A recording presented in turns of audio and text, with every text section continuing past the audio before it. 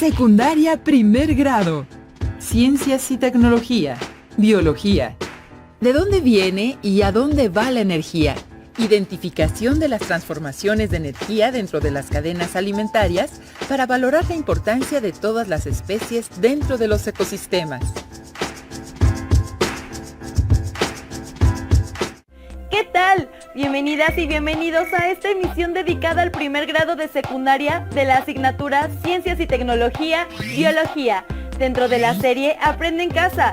Aprovechemos esta etapa no solamente para estudiar desde casa, sino también para vivir nuevas experiencias. Además, esta es una excelente oportunidad para practicar el aprendizaje colaborativo con nuestros familiares, lo que nos permitirá reforzar todo lo que aprendamos día a día y comprobar que para llegar al conocimiento hay muchos caminos. Estamos transitando por uno muy importante desde casa en compañía de nuestras familias.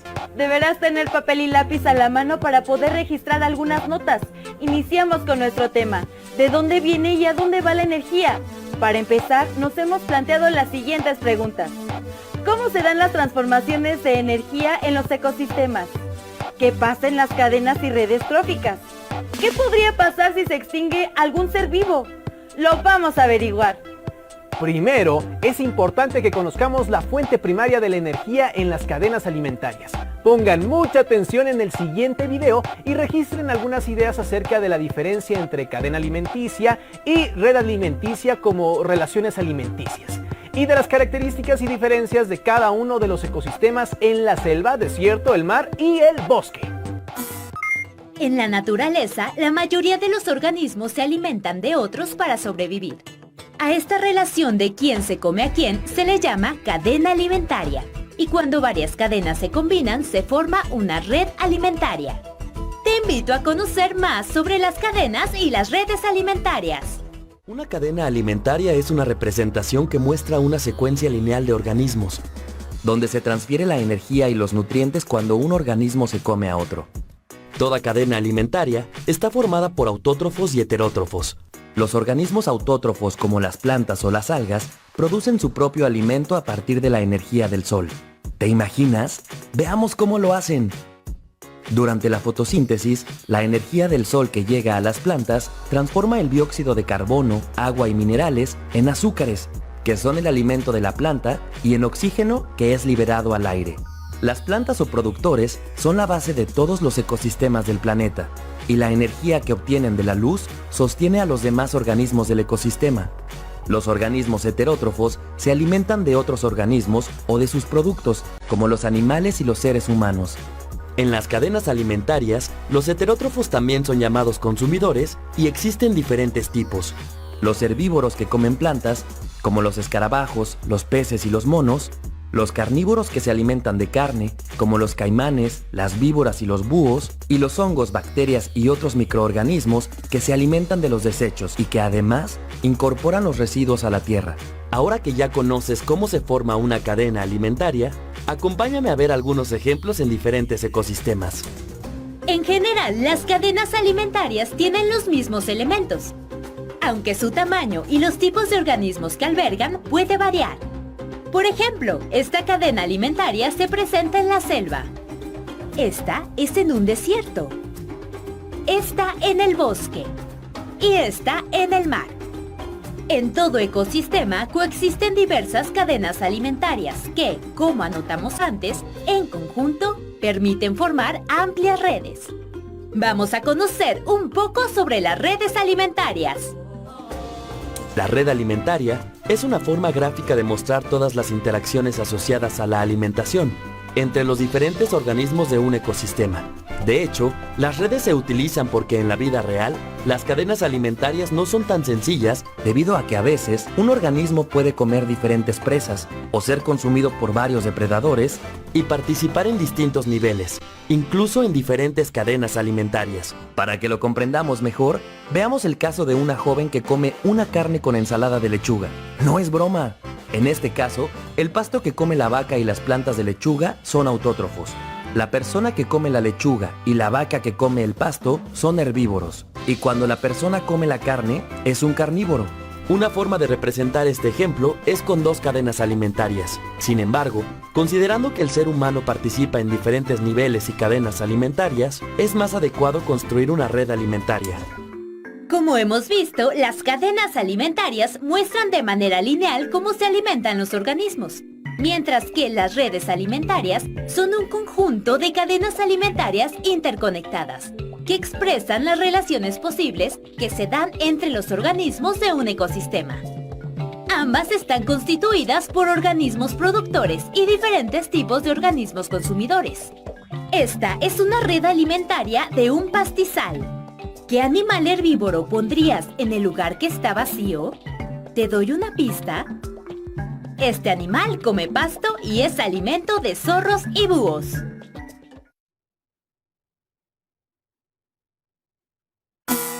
Es muy interesante esto que hemos presentado. ¿Lograron adivinar cuál era el animal que faltaba? Los invitamos a pensar en cuál es la importancia de la energía que recibimos del sol en las cadenas alimentarias.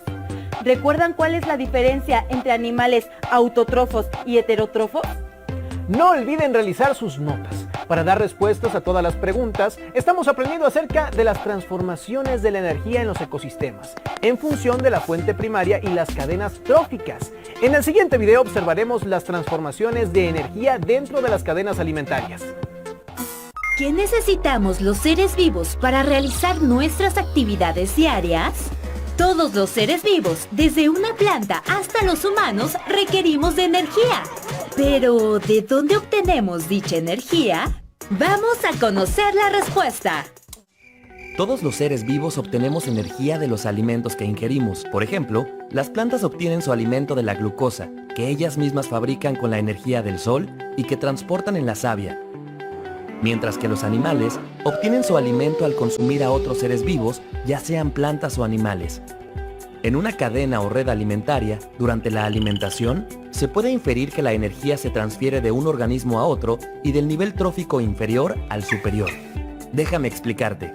Cuando en una cadena o red alimentaria un organismo se alimenta, una parte de la energía que obtiene se almacena en su cuerpo y le permite crecer y desarrollarse. Y otra parte de la energía la elimina en forma de calor, heces, orina y sudor. La energía que almacena este organismo queda disponible para los organismos del siguiente nivel trófico en caso de que sea consumido. Solo alrededor del 10% de la energía almacenada en los organismos de un nivel trófico se puede transferir a los organismos del siguiente nivel. Veamos el siguiente ejemplo.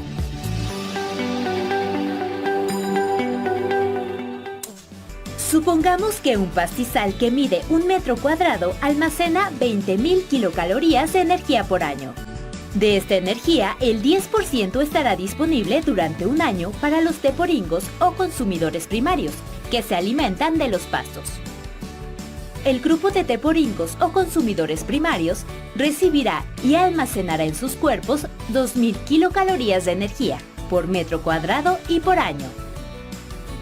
De esta energía, el 10% estará disponible para los zorros o consumidores secundarios. Al alimentarse de los teporingos, los zorros o consumidores secundarios obtendrán y almacenarán 200 kilocalorías, pero únicamente aportarán a sus depredadores 20 kilocalorías de energía. Este patrón de transferencia de energía limita la longitud de las cadenas y las redes alimentarias, de tal manera que, después de 5 o 6 niveles tróficos, queda poca energía para mantener a otro grupo de animales en un nivel superior. Por ello, el zorro tiene pocos depredadores y su número es mucho menor que el de los teporingos, y a su vez el número de teporingos es menor que el de pastos. Para recapitular, vale la pena apuntar que los organismos obtenemos la energía que necesitamos a través de la alimentación. En las cadenas y redes alimentarias podemos apreciar cómo se da la transferencia de energía entre los organismos. Se ha identificado que la transferencia de energía a cada uno de los niveles tróficos superiores es del 10%, por lo que las cadenas y redes alimentarias solo tienen entre 5 y 6 niveles. ¿Y tú, qué comes para generar la energía que necesitas?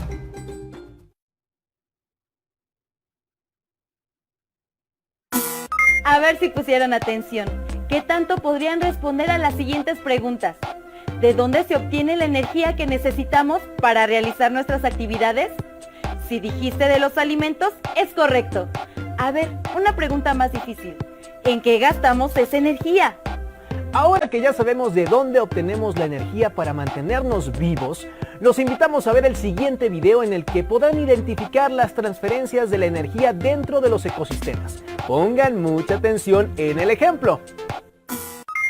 En esta extensión de campo vive una pequeña comunidad de conejos. Si te fijas, hay mucha alfalfa a su disposición. ¿Por qué será que hay más alfalfa que conejos? ¿Por qué será que hay menos zorros que conejos? ¡Vamos a averiguarlo! Todos los seres vivos necesitamos comer para adquirir la materia y la energía que nos permite realizar diferentes actividades y desarrollarnos. Una cadena y una red alimentaria nos muestran cómo es que los organismos obtienen su alimento, es decir, quién se come a quién, y nos ayudan a entender cómo se da el flujo de energía. Veamos un ejemplo. En principio, la energía del sol contribuye a la producción de nutrientes para las plantas o productores. Después, la materia y la energía química se transfieren a los herbívoros. Y finalmente, la materia y la energía pasa a los carnívoros. Para comprender mejor cómo se dan estas relaciones, echemos un vistazo a la pirámide alimentaria. En la pirámide, igual que en la cadena alimentaria, la materia y la energía fluyen en una sola dirección. Es decir, de los productores a los consumidores y descomponedores. Y en ese orden va disminuyendo la cantidad de materia, energía y de individuos. Esto se puede distinguir claramente en una pirámide de energía, donde la energía que un organismo adquiere con el alimento disminuye de un nivel inferior a uno superior. La mayor parte de la energía adquirida se utiliza para realizar procesos como crecer, desarrollarse y reproducirse. Y una parte menor se pierde en forma de calor cuando el animal se mueve o mientras se transforman los alimentos en su cuerpo. De esta manera, solo el 10% de dicha energía llega al siguiente nivel. La disminución de individuos de un nivel a otro se puede apreciar en una pirámide de números, donde se representa el número de individuos que existen en cada nivel. Por ejemplo, si en el nivel superior hay unas 10 ranas que se alimentan de 32 chapulines cada una, en el siguiente nivel habrá más de 320 chapulines. De manera similar, cada chapulín requiere, por decir algo, de 3 plantas. Entonces, habrá más de 960 plantas. Retomando la imagen inicial de esta cápsula, en la cual vimos un campo de alfalfa, una pequeña comunidad de conejos y apenas un zorro, podemos decir que hay más alfalfa que conejos y menos zorros que conejos, porque esta cadena alimenticia fluye de manera unidireccional y ascendente, y porque en este flujo hay grandes pérdidas de energía y de individuos conforme se avanza a niveles superiores. Por ello, la base de la pirámide donde están los productores, es decir, las plantas, es la más grande, mientras que el siguiente nivel con los conejos es más pequeño y el siguiente con los zorros es aún más pequeño. Ahora que sabes quién se come a quién, ¿por qué crees que es importante cuidar a todos los organismos del planeta?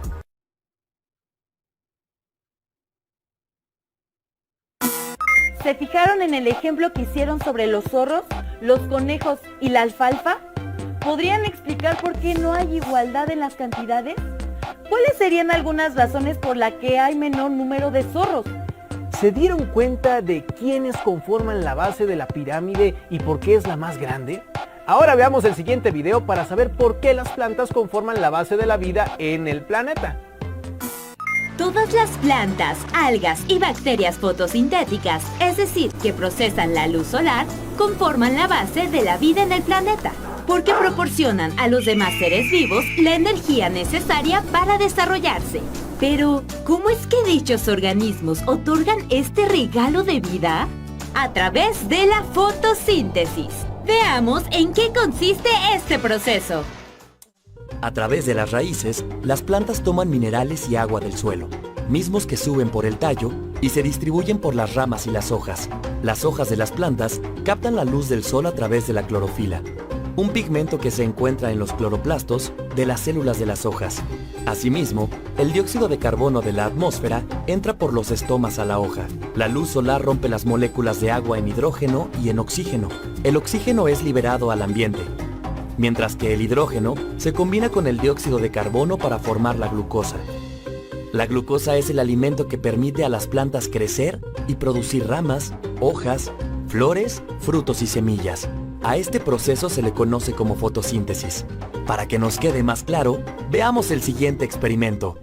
Para realizar este experimento necesitaremos los siguientes materiales: un embudo, un vaso de laboratorio, una planta, agua, un tubo de ensayo, una lámpara y un reloj. Para el procedimiento, colocamos la planta dentro del embudo. Colocamos el embudo boca abajo dentro de un vaso de laboratorio. Introducimos el tubo de ensayo en el tubo del embudo. Vertimos agua en el vaso de laboratorio. Colocamos una lámpara sobre las hojas y esperamos 4 horas. Como podemos ver, después de ese tiempo sale oxígeno. Con la fotosíntesis empieza una cadena de vida que beneficia de diferentes maneras a todos los animales, incluidos los seres humanos.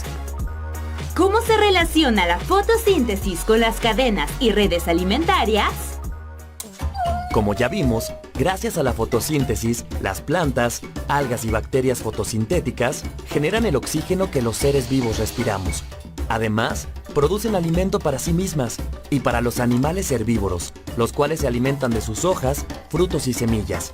A su vez, los animales carnívoros se alimentan de los herbívoros o de otros carnívoros. Para concluir esta cadena o red alimentaria, cuando los organismos mueren, actúan los descomponedores, es decir, los hongos y las bacterias. Ellos se alimentan de los residuos orgánicos y dejan en el suelo los minerales que servirán para las plantas. Y los seres humanos tenemos la posibilidad de seguir viviendo gracias a todos estos organismos. Gracias a la fotosíntesis, las plantas constituyen la fuente primaria de alimentación y de producción de oxígeno. Así que sin ellas, la vida en el planeta no podría continuar.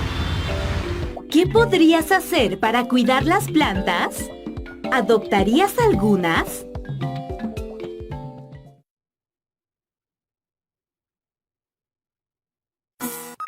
Ahora que sabemos la importancia de las plantas, los invito a que cuidemos de ellas y si es posible, adopten una. Ya observaron que nos dan un regalo muy valioso. ¿Alguna vez se han puesto a pensar en qué pasaría si se extinguiera un animal en algún nivel dentro de la pirámide alimentaria? ¿Por qué es importante cuidar a todos los organismos del planeta? Los invitamos a que realicen las siguientes actividades. La primera es que realicen un cartel en el que promuevan el cuidado de los organismos del planeta. Y la segunda, platiquen con sus familiares sobre la importancia que tiene el mantener el equilibrio en nuestros ecosistemas y el respetar a los seres vivos que habitan en ellos. Redacten las ideas que den respuestas a las preguntas que les hemos presentado y guárdenlas en su carpeta de experiencias. Cuando regresen a clases podrán compartirlas con su profesor. Gracias por su atención. Nos vemos en otra emisión de Aprende en Casa. Y recuerden, este periodo de aislamiento es solo una medida temporal. Tengan paciencia. ¡Hasta luego! ¿Qué les pareció este programa de Ciencias y Tecnología, Biología, titulado ¿De dónde viene y a dónde va la energía? Un tema de interés para todas y todos, ¿no lo creen? Ahora vamos a recordar las preguntas que les hicieron al final del programa para que las puedan responder y guardar en su carpeta de experiencias. Pongan mucha atención. ¿Alguna vez se han puesto a pensar en qué pasaría si se extinguiera un animal en algún nivel dentro de la pirámide alimentaria?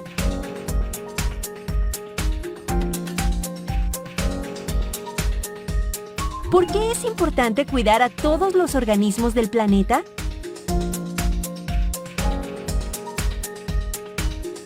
Los invitamos a que realicen las siguientes actividades. Realicen un cartel en el que promuevan el cuidado de los organismos del planeta. Platiquen con sus familiares sobre la importancia que tiene el mantener el equilibrio en nuestros ecosistemas y el respetar a los seres vivos que habitan en ellos. Hagan memoria de lo que han aprendido en el programa y escriban las respuestas en su carpeta de experiencias. Y al regreso a clases podrán comentar sus respuestas no solo con sus docentes, sino también con sus compañeros. Secundaria primer grado. Geografía. ¿Cómo practico y promuevo el consumo responsable? Reflexionar sobre el propio estilo de consumo y su efecto en el medio ambiente para reconocer la necesidad de adoptar prácticas sustentables y valorar su impacto en el mejoramiento de la calidad de vida. ¿Cómo están? Bienvenidas y bienvenidos a la programación de Aprende en Casa. En esta ocasión, a Geografía primer grado. Esperamos que todo vaya muy bien en casa y con sus seres queridos. El día de hoy nos toca reflexionar sobre un tema que nos concierne a todas y a todos. Así que pueden aprovechar para compartirlo con sus familias.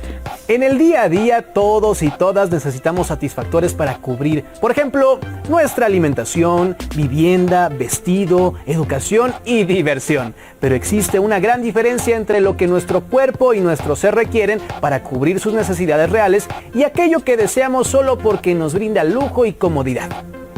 Profundicemos más a través del siguiente video. Mi amigo Omar me comenta que está en la fila del centro comercial para comprarse el celular más reciente antes de que se agote, pero cuesta más de 30,000 pesos. ¿Cómo es posible que aún con ese elevado precio las personas piensen que puede agotarse el día de su lanzamiento? ¿Qué hay, Tali?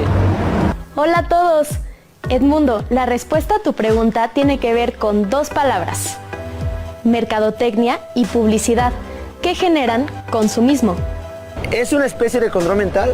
No, Edmundo, pero sí se utilizan para proyectar un producto como una necesidad básica, aunque en realidad no sea indispensable. Pero entonces, ¿por qué la gente lo compra si no lo necesita? Qué interesante pregunta. En la siguiente cápsula se plantea una explicación al respecto. La revolución digital o revolución tecnológica que se vive hoy en día en una gran parte del mundo ha cambiado las formas en que los pueblos producen y se comunican entre sí. Responde a un modo de producción que comenzó desde la revolución industrial y cuyo propósito principal es ganar más sin importar el medio ambiente. Entre otras cosas, elabora mercancías de manera que duran poco o hace creer en su pronta obsolescencia para vender más en menos tiempo. En la mayoría de los casos, ya no se ofrece un producto para cubrir una necesidad, se crea el deseo de adquirirlo para venderlo, lo cual se logra a través de la mercadotecnia y la publicidad.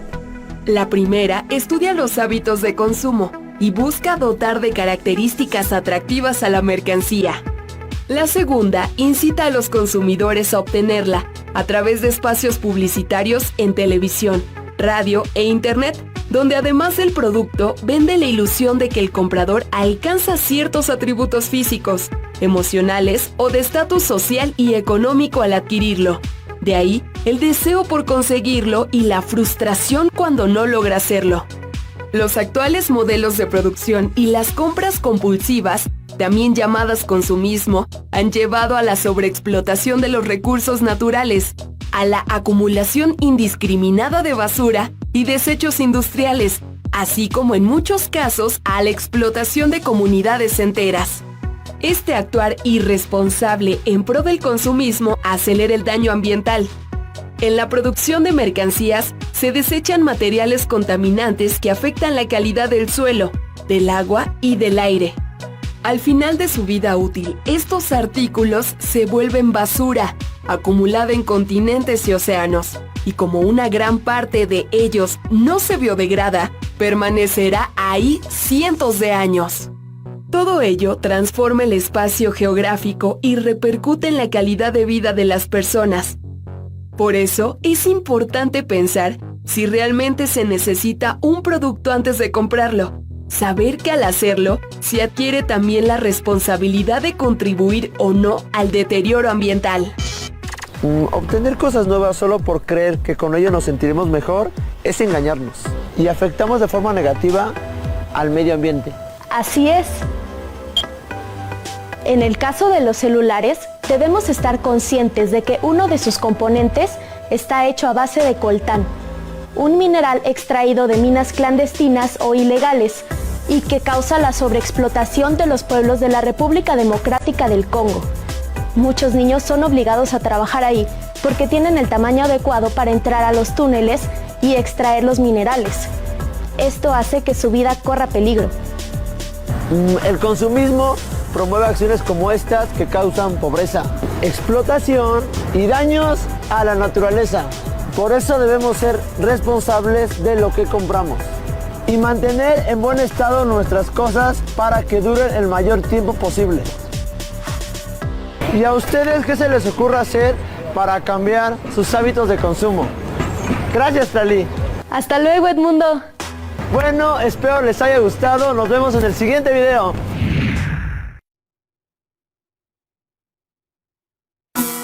¿Cómo podríamos encontrar un punto medio entre satisfacer las necesidades de la población y cuidar el medio ambiente? ¿Qué opinan acerca del papel de los medios de comunicación que promueven estilos de vida llenos de derroche en la afectación a las condiciones del medio ambiente? Desde hace varios años en México y en el mundo han surgido alternativas para relacionarse con el medio ambiente a través del aprovechamiento adecuado de los recursos naturales y un consumo consciente y razonado. Para conocer acerca de estas alternativas, acerquémonos al concepto de huella ecológica y a las características de un consumidor responsable. ¡Tomen nota! Hola amigos. Pues estamos muy emocionados porque nos acaba de llegar el equipo de video que compramos por internet. Bueno, yo entiendo que el equipo es frágil y que necesita un buen empaque, pero esto no es nada amable con el medio ambiente. Deberíamos de generar menos basura. Sí, definitivamente tenemos que disminuir nuestra huella ecológica. ¿Y qué es la huella ecológica? ¿Te parece si vemos esta cápsula que habla de ella? Sí, veámoslo. La huella ecológica es un indicador que calcula cuánta superficie terrestre y marina se requiere para producir y absorber lo que consume y desecha una persona. Con ello, se conoce el impacto de la sociedad en el medio ambiente. Los seres humanos consumimos más de lo que la Tierra es capaz de proveer, asimilar y regenerar. Y parte del problema se debe al consumismo. Las grandes empresas estimulan el consumo acelerado a través de la obsolescencia programada, es decir, cuando disponen de antemano el fin de la vida útil de un producto o servicio, para comprometer al consumidor a renovarlo periódicamente. También utilizan la obsolescencia percibida, una tendencia manipulada a través de los medios de difusión, para que sus productos se vuelvan obsoletos, aun cuando se encuentren en perfecto estado. El consumidor necesita reemplazarlos constantemente para estar a la moda. Estos ritmos de producción y desecho son insostenibles para el planeta. La manera de disminuir la huella ecológica es adaptar nuestros hábitos de consumo para cubrir necesidades reales. A esto se le llama consumo responsable y tiene dos implicaciones.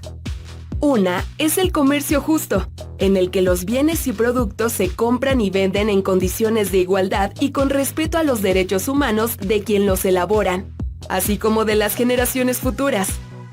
El comercio justo apoya el combate a la pobreza y a la desigualdad social.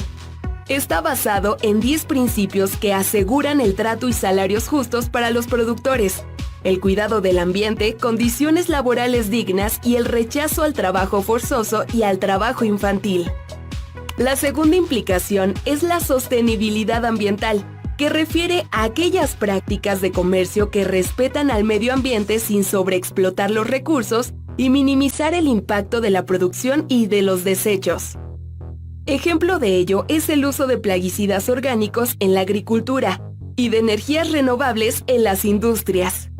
No obstante, el consumo responsable es tarea de cada persona. Un consumidor responsable reflexiona sobre sus hábitos, se compromete a reducir su huella ecológica, se informa sobre sus derechos como consumidor y toma las siguientes medidas. Piensa en el derecho de acceso a los recursos de la tierra que tienen las siguientes generaciones. Consume lo necesario. Se informa de los procesos de producción, distribución, consumo y desecho de lo que compra y considera su impacto ambiental. Consume productos y servicios derivados del comercio justo. Evita los productos y los envases desechables y prefiere los de alta calidad, biodegradables o reciclables. Reduce la cantidad de residuos que genera, reutiliza los que puede y separa y desecha correctamente los que no. Prefiere el transporte público, la bicicleta y las caminatas en vez del automóvil. Ahorra papel, agua, gas y electricidad. Organiza ventas de garage, intercambia o dona lo que ya no usa. Denuncia las acciones que perjudiquen el medio ambiente. Y participa en los asuntos públicos relacionados al cuidado del mismo. ¿Qué les parece si hacemos una campaña de concientización en nuestras escuelas?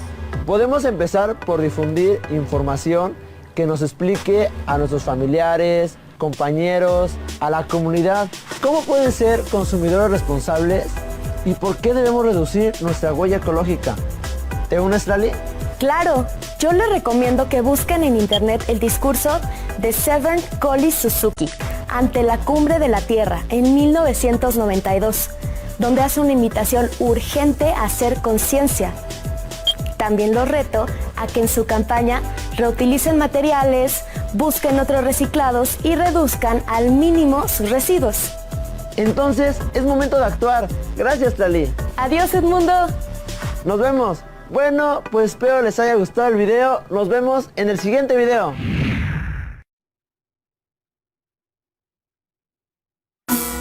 ¿Cómo contribuye el consumo responsable en la reducción de la huella ecológica? Existen varias experiencias exitosas de acciones colectivas que se han llevado a cabo en casas, escuelas, localidades, con el propósito de cubrir necesidades humanas a través de alternativas novedosas. Estos son algunos ejemplos. ¿Qué tal? Espero se le estén pasando súper recontra mega bien. Les cuento que me encontré con una noticia muy inspiradora. En 2013, 5 alumnos de la secundaria técnica número 67 crearon un proyecto llamado Huerta Escolar sobre Piedra Volcánica. Este grupo de estudiantes detectó que la zona rocosa de su escuela estaba muy sucia. Decidieron limpiarla y hacer en ella camas de producción de plantas comestibles, de ornato y medicinales. Además, enseñaron a otras personas a hacer sus propios huertos, de forma económica y amigable con el ambiente, sin pesticidas ni fertilizantes químicos. Con este proyecto, los 5 alumnos ganaron un viaje a la Antártica para ver los efectos del calentamiento global. Increíble, ¿no? Me gustaría conocer otras propuestas y saber qué se necesita para realizar proyectos que hagan de la suya una escuela verde. Miren, es Lali. Hola, Edmundo. Si a tus seguidores y a ti les interesa, tengo una cápsula sobre el tema. ¿La vemos? Claro, gracias. Escuela Verde era un programa que trabajaban conjuntamente en las Secretarías de Educación Pública y de Medio Ambiente y Recursos Naturales, con la intención de reconocer a las comunidades escolares que realizaban acciones a favor del medio ambiente. Su objetivo era involucrar a la comunidad de educación básica en tareas que redujeran la huella ecológica y fomentaran la responsabilidad social con el medio ambiente. Para ser una escuela verde, las escuelas interesadas deben desarrollar proyectos que correspondan a educación ambiental, manejo de residuos sólidos, eficiencia en el consumo del agua, eficiencia en el consumo de electricidad o acciones ambientales comunitarias. Por ejemplo, estudiantes del Telebachillerato Buenavista en Veracruz utilizaron llantas en desuso para construir muebles, como una forma de manejar residuos sólidos nocivos, y atacaron el problema con reuso y creatividad. El proyecto salió de las aulas y los muebles llegaron a las casas de maestros y alumnos. Si esta idea creciera, los muebles podrían comercializarse y convertirse en una fuente de empleo. Para realizar un proyecto de este tipo, el primer paso es identificar una necesidad o problemática de la escuela. Otro ejemplo es el de la secundaria técnica número 120, donde 6 alumnos detectaron escasez de agua en su escuela. El segundo paso es buscar alternativas de solución al problema. Los alumnos de esta secundaria aprovecharon que en esa región llueve 10 meses al año para idear un sistema que captara agua de lluvia. El tercer paso es revisar si la problemática está presente también en la comunidad en la que se encuentra la escuela. En este caso, la escasez de agua afectaba a toda la comunidad de Parres el Guarda. El cuarto paso es verificar si las propuestas de solución también pueden aplicarse en la comunidad. Para la población de Parres el Guarda, la captación de agua pluvial también era viable.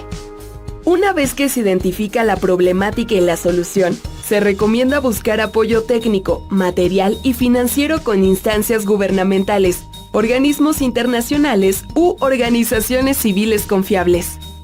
Una opción inmediata para tener ingresos en la escuela es gestionar con los maestros, nuestras familias y otras autoridades eventos como rifas o actividades culturales y recreativas.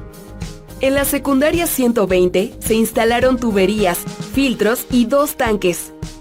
Después, este sistema se llevó a la escuela primaria, al centro de salud y a 80 hogares de la comunidad. La secundaria ganó la certificación de escuela verde, varios premios nacionales e internacionales, y los 6 alumnos autores del proyecto ganaron también en 2012 un recorrido por la Antártica. Los proyectos se pueden compartir con otras escuelas interesadas para enriquecer el intercambio de ideas a favor de los ecosistemas y para producir un impacto en el medio ambiente y en la vida cotidiana de diversas localidades y escuelas. Gracias por tu información, Trali. Estoy seguro que tu cápsula motivó a más de uno de mis seguidores. Sé que entre ellos están muchos grupos de estudiantes que desarrollarán proyectos que ayuden día a día a la sostenibilidad de su escuela y de la comunidad donde viven. Y recuerden hacer uso del consumo responsable de las tecnologías limpias y de los servicios ambientales. Su escuela también puede ser verde.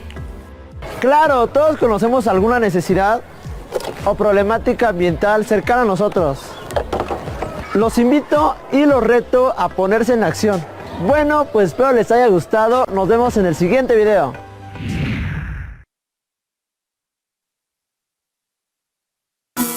Como ven, todas y todos podemos hacer mucho para contribuir al uso y manejo sostenible de los recursos naturales. Por eso los invitamos a que comenten con sus familias acerca de lo que aprendieron en estos videos, qué cosas desconocían, qué utilidad tiene esta información para su vida diaria. Subrayen las ideas principales de su libro de texto en el tema correspondiente. A partir de ellas, planeen y elaboren un collage. Muéstrenlo a sus familias y explíquenles qué es el consumo responsable y qué prácticas pueden adoptar en casa. Llévenlas a cabo para aprovechar estos días. Comiencen por cambios sencillos. Poco a poco y con paciencia podremos regresar a nuestras actividades cotidianas, pero con más compromiso hacia el medio ambiente. ¡Hasta la próxima! Acabamos de ver el programa ¿Cómo practico y promuevo el consumo responsable? De la asignatura de Geografía.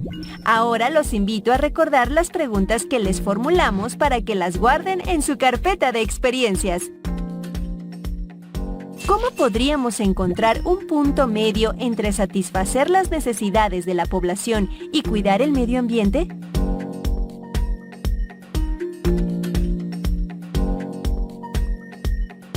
¿Qué opinan acerca del papel de los medios de comunicación que promueven estilos de vida llenos de derroche en la afectación a las condiciones del medio ambiente?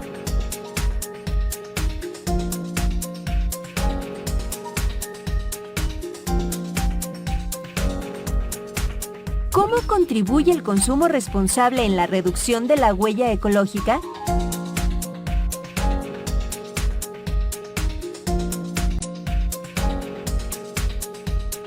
No olviden guardar sus anotaciones y respuestas en su carpeta de experiencias para que en su regreso a clases las puedan compartir con sus compañeros. Hola a todos, pues los invito a que se levanten de sus lugares, se pongan cómodos, quítense lo que puedan y vamos a movernos un poquito. Estos minutitos son para distraernos, para relajarnos, para oxigenarnos y sobre todo para que estén con ustedes mismos.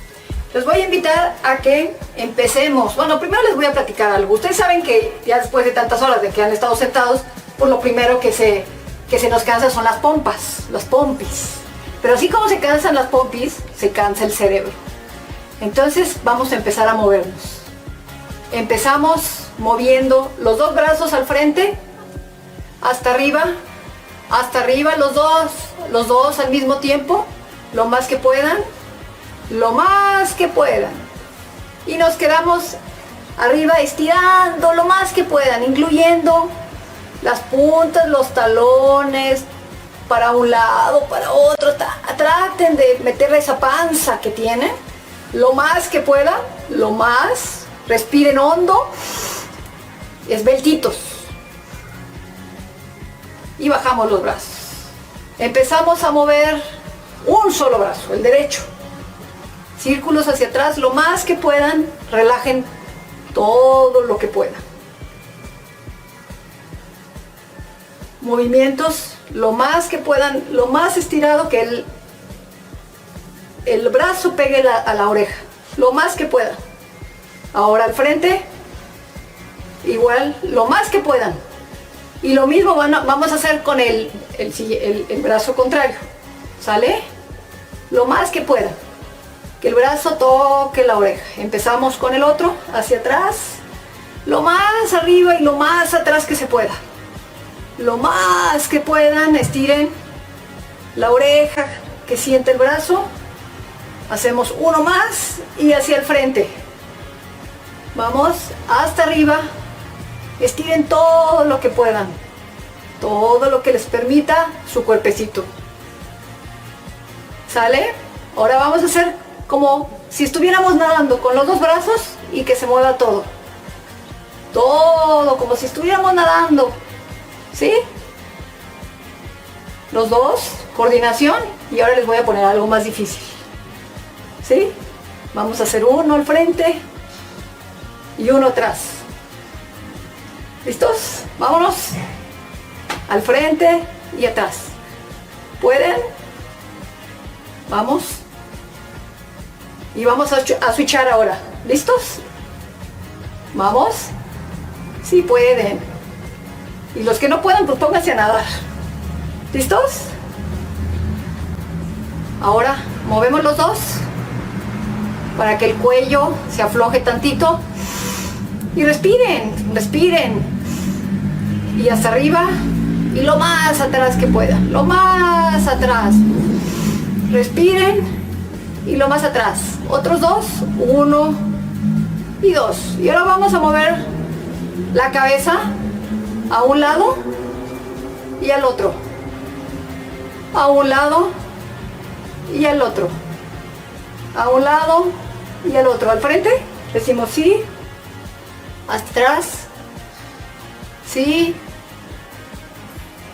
Y ahora a la derecha y a la izquierda. A la derecha y a la izquierda. A la derecha y a la izquierda. Círculos. Círculos. A un lado. A un lado. Lo más que puedan. Y luego al otro lado. Lado contrario al que lo hicieron. ¿Listos? Ahora respiremos. Respiremos. Y exhalamos. Respiramos. Cierren sus ojos y estírense lo más que puedan a un lado, al otro, hacia atrás, hacia el frente, lo más que puedan. Arriba nos quedamos y aflojamos. Y muévanse tantito. Ojalá les haya servido un poquito. Nos vemos después.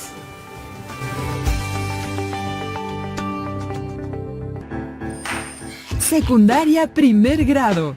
Matemáticas. Suerte o probabilidad. Presentar de una manera accesible y cotidiana mediante un repaso histórico de la probabilidad los usos de la probabilidad frecuencial en experimentos. ¡Saludos! Bienvenidas y bienvenidos a esta nueva sesión de Aprende en Casa, de la asignatura de Matemáticas. Como algunas y algunos de ustedes ya saben, hemos realizado una serie de programas para que puedan estudiar mientras permanecen en sus hogares, con el fin de que aprovechen su tiempo y se encuentren listas y listos para el momento en que regresen a sus salones de clases y reanuden sus actividades normales. Sin duda, la contingencia no es una situación sencilla. Por ello, es importante que refuercen su paciencia para que puedan sobrellevarla y asimilar con calma todos y cada uno de los contenidos planteados en cada programa. Recuerden también tener una buena comunicación con sus familiares y con las personas con quienes tienen contacto, pues así podrán reforzar el trabajo colaborativo. A propósito de la convivencia, ahora que han estado en casa, ¿han participado en juegos de mesa en los que sea necesario lanzar dados? Por ejemplo, serpientes y escaleras, Bagamon, Yahtzee, el juego de la oca o parchís. Hay muchos. A mí me encantan los juegos de mesa. Lanzar dados es muy emocionante, sobre todo cuando me salen los números que quiero. Claro, no siempre me pasa, pero cuando sucede me da mucha felicidad. Todos los juegos en los que intervienen dados son juegos de azar y en ellos siempre hay una cierta incertidumbre, es decir, nunca podemos tener la certeza del número que va a salir, por tanto, siempre resulta una sorpresa. Es verdad, no podemos tener esa certeza. Sin embargo, podemos analizar las probabilidades. Por lo tanto, intervienen las matemáticas. Bueno, las matemáticas están presentes en todas nuestras actividades, aunque en el caso específico de lanzar dados, podemos estudiar más específicamente el fascinante aspecto de las estadísticas. Ese es un tema que ha atraído a muchas culturas a lo largo de la historia de la humanidad. Por ejemplo, la probabilidad y los juegos de azar han existido desde el tiempo de los antiguos egipcios. Muy cierto, ese pueblo aportó una gran cantidad de conocimiento para las cosas que estudiamos en la actualidad, no solamente en matemáticas, sino en muchas otras áreas del conocimiento. Recuerdo que sus gobernantes eran llamados faraones. Pero bueno, regresando al tema de nuestra sesión, tenemos preparado para ustedes un video a través del cual podrán conocer un poco de los juegos de azar. Así es, estamos seguros de que además de aprender con este video, se van a entretener bastante. Recuerden tener a la mano sus útiles, ya sea para consultarlos o para tomar notas y apuntes de las cuestiones importantes o de cualquier cosa que les llame la atención. ¡Comenzamos!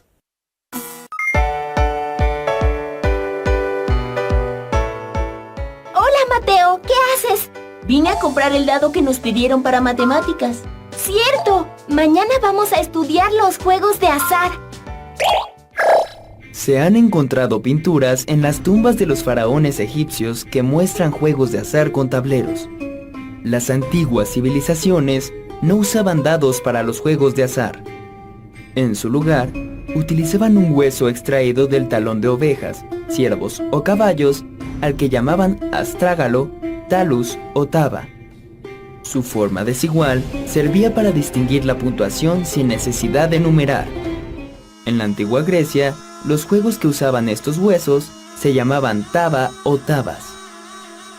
El nombre del hueso astrágalo se debe a que el célebre escultor griego Policleto realizó una de sus obras más renombradas en honor a la Astrogolizonta, es decir, la jugadora de tabas.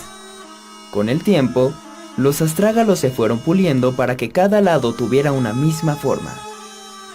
Se escribía en cada una de sus caras un valor, normalmente perforándolo. Así, durante la época de los romanos, surgieron los primeros dados.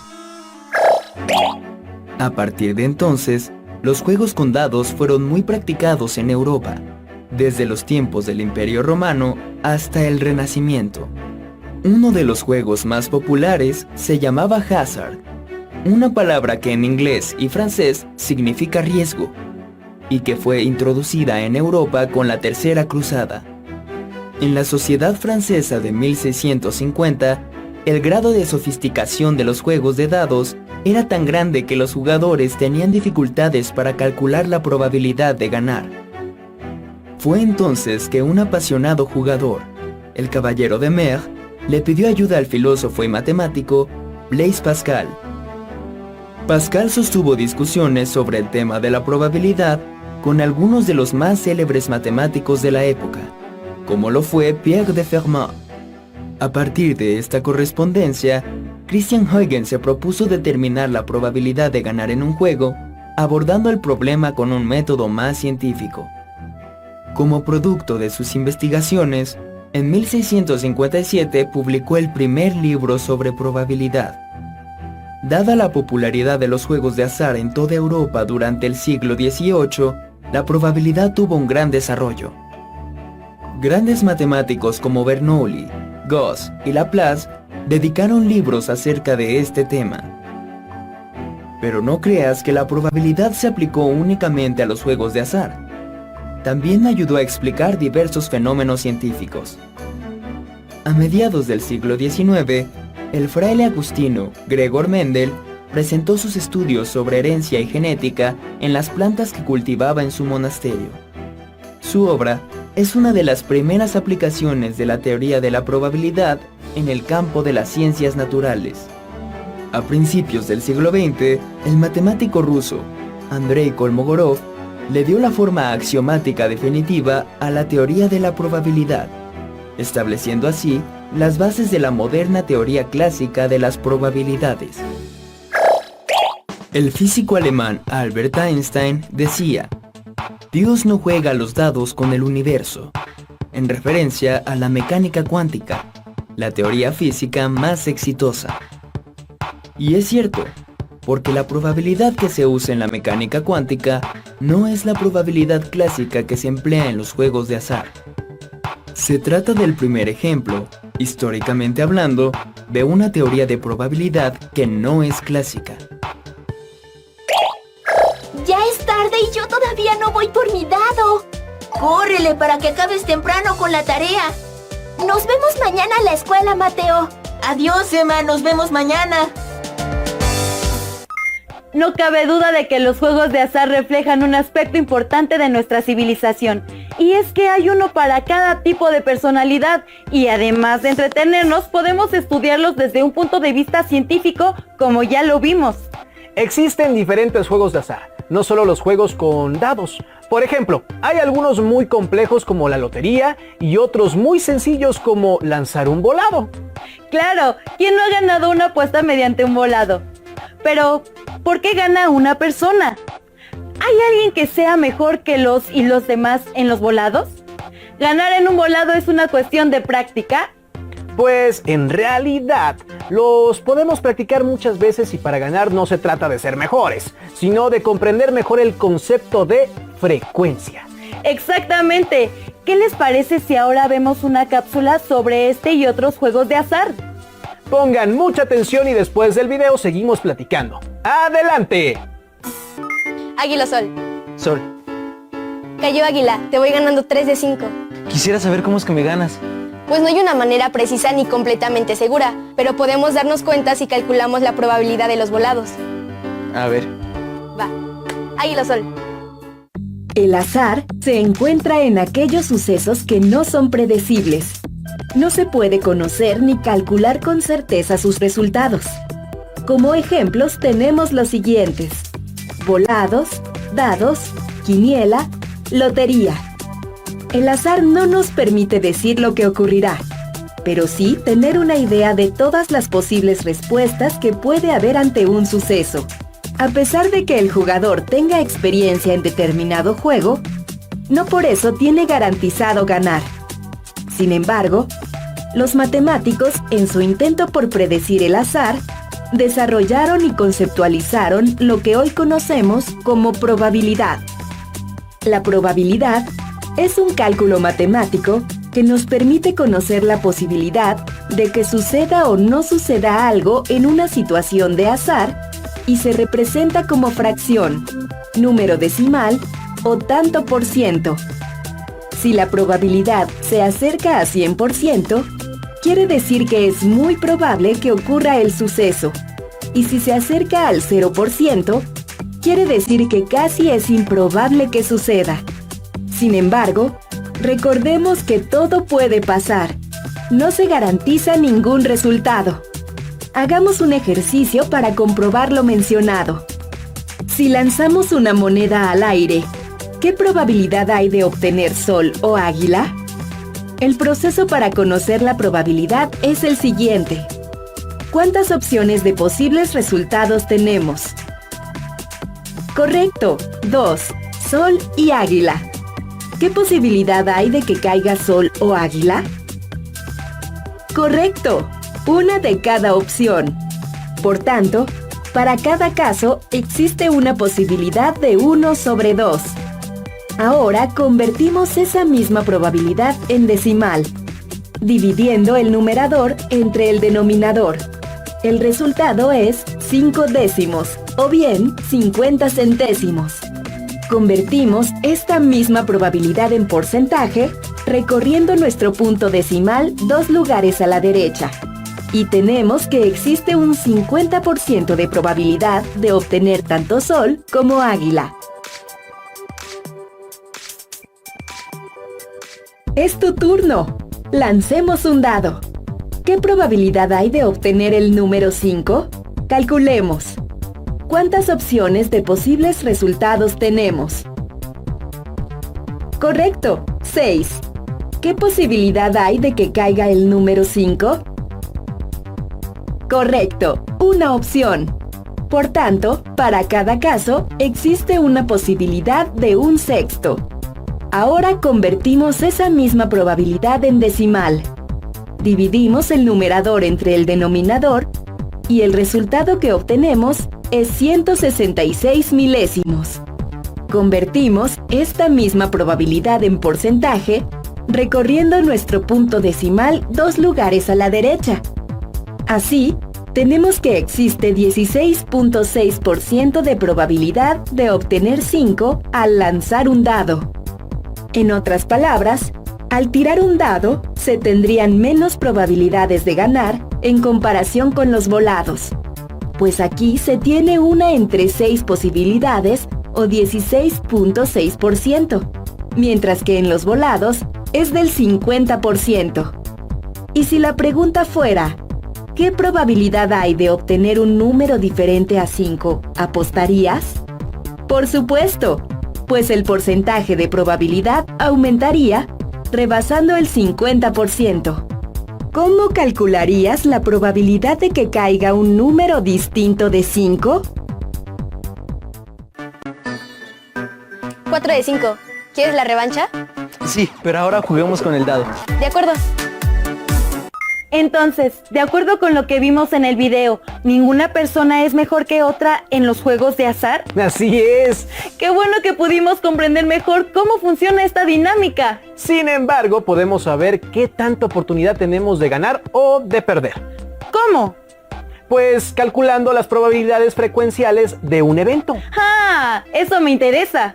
¿Quieres saber cómo podemos calcular dichas probabilidades? ¡Claro que sí! Y ustedes, bueno, veamos el siguiente video con mucha atención.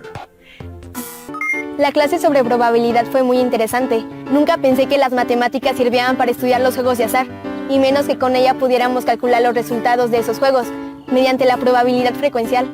Pero, ¿cómo podemos obtener la probabilidad frecuencial? La probabilidad frecuencial es la frecuencia relativa que se espera que tenga un evento cuando se llevan a cabo una gran cantidad de ensayos.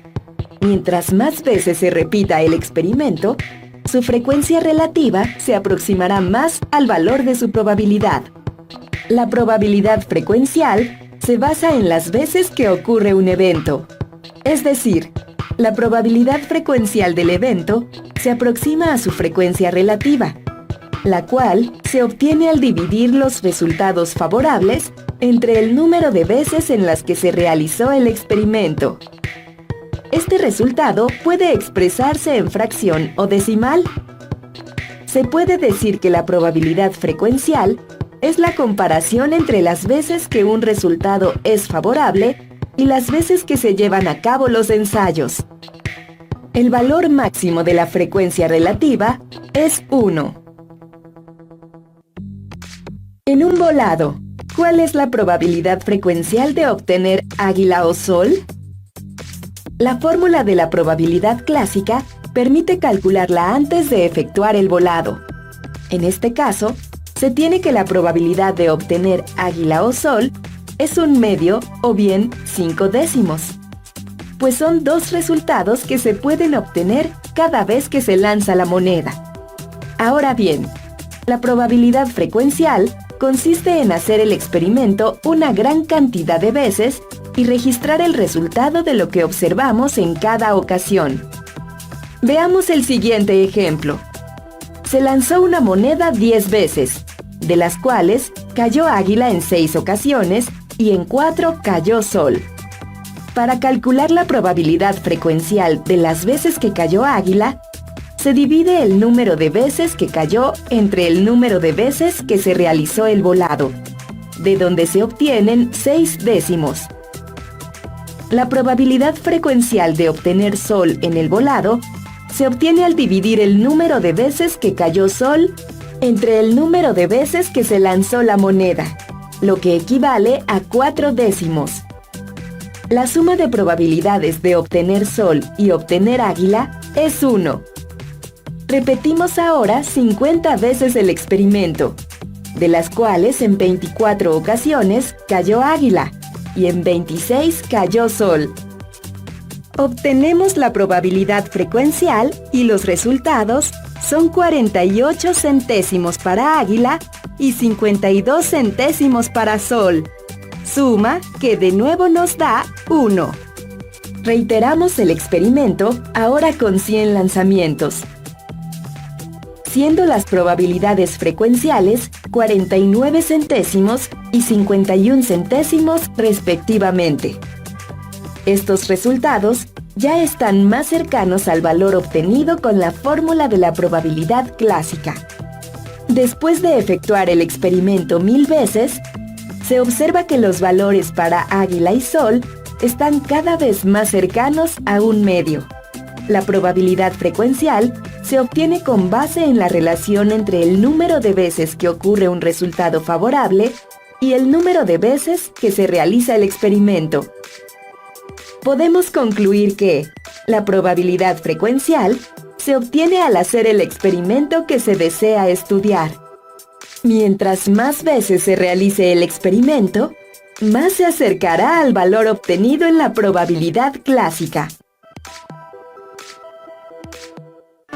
Entonces, a mayor número de ensayos tendremos una mayor oportunidad de acertar. Así es, Mateo.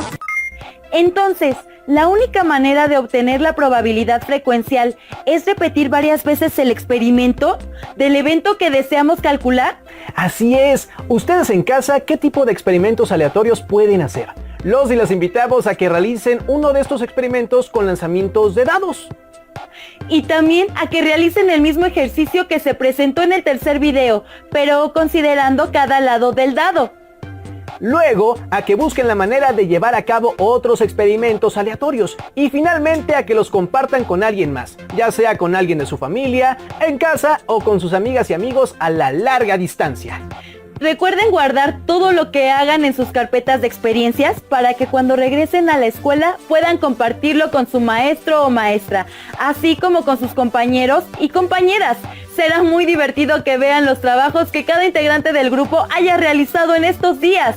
Pues se ha terminado el tiempo del programa. Se me fue de volada. En verdad que me apasionó conocer más sobre este tema. Pues aún hay mucho por aprender, así que los y las esperamos en la próxima sesión. ¡Hasta entonces! Después de ver el programa Suerte o Probabilidad de la asignatura de Matemáticas, los invito a recordar algunas de las preguntas que se realizaron en el programa. Vimos que la única manera de obtener la probabilidad frecuencial es repetir varias veces el experimento del evento que deseamos calcular. En su casa, ¿qué tipo de experimentos aleatorios pueden hacer?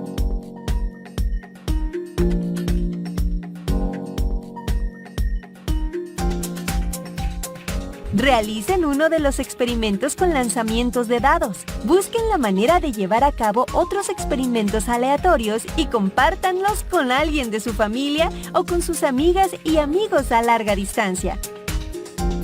Guarden en su carpeta de experiencias sus respuestas y actividades y en el regreso a clases las pueden compartir con sus compañeros. Hola maestras y maestros, el día de hoy realizaremos un poco de movimiento para poder activarnos. Es muy importante que puedan realizar los movimientos que yo el día de hoy estaré mostrándote. Nos ponemos de pie y vamos a empezar de la cabeza a los pies. Empezamos arriba y abajo nuestra cabeza. 1, 2, 3, 4, 5, 6, 7, 8. Lateral. 1, 2, 3, 4, 5, 6, 7, 8. Giramos. 1, 2, 3, 4, 5, 6, 7, 8. Al otro lado. 1, 2, 3, 4, 5, 6, 7, 8. Movimientos como si estuviéramos diciendo que no. 1, 2, 3, 4, 5, 6, 7, 8. Hombros, rotación al frente. 1, 2, 3, 4, 5, 6, 7, 8. Atrás. 1, 2, 3, 4, 5, 6, 7, 8. Arriba y abajo. 1, 2, 3, 4, 5, 6, 7, 8. Extendemos brazos y circularmente al frente. 1, 2, 3, 4, 5, 6, 7, 8. Atrás. 1, 2, 3, 4, 5, 6, 7, 8. Arriba y abajo. 1, 2, 3, 4, 5, 6, 7, 8. Lateral. 1, 2, 3, 4, 5, 6, 7, 8. El otro lado. 1, 2, 3, 4, 5, 6, 7, 8. Lateral. 1, 2, 3, 4, 5, 6, 7, 8. Extendemos y estiramos brazo. 1, 2, 3, 4, 5, 6, 7, 8. Otros 8. 1, 2, 3, 4, 5, 6, 7, 8. Atrás. 1, 2, 3, 4, 5, 6, 7, 8. Manos en la cintura. Podemos movernos de manera lateral. 1, 2, 3, 4, 5, 6, 7, 8. Otros 8. 1, 2, 3, 4, 5, 6, 7, 8. Giramos. 1, 2, 3, 4, 5, 6, 7, 8. Al otro lado. 1, 2, 3, 4, 5, 6, 7, 8. Hacia atrás estiramos. 1, 2, 3, 4, 5, 6, 7, 8. Hacia abajo natural. 1, 2, 3, 4, 5, 6, 7, 8. Nos ponemos de pie. Ahora tomamos nuestras rodillas con nuestras manos y vamos a flexionar nuestras piernas. 1, 2, 3, 4, 5, 6, 7, 8. Otros 8. 1, 2, 3, 4, 5, 6, 7, 8. Muy bien, ahora nos ponemos de pie y levantamos talones. 8 veces. 1, 2, 3, 4, 5, 6, 7, 8. Otros 8. 1, 2, 3, 4, 5, 6, 7, 8. Ahora levantamos punta y mantenemos los talones en el piso. 1, 2, 3, 4, 5, 6, 7, 8. Maestra y maestro, por el momento ha sido todo por hoy. Recordemos que tenemos que realizar este tipo de movimientos cada 45 o 50 minutos, que es lo idóneo para estar de forma activa. El movimiento y este tipo de actividades van a empezar a mejorar poco a poco tu atención y la atención de tus alumnos. Muchas gracias.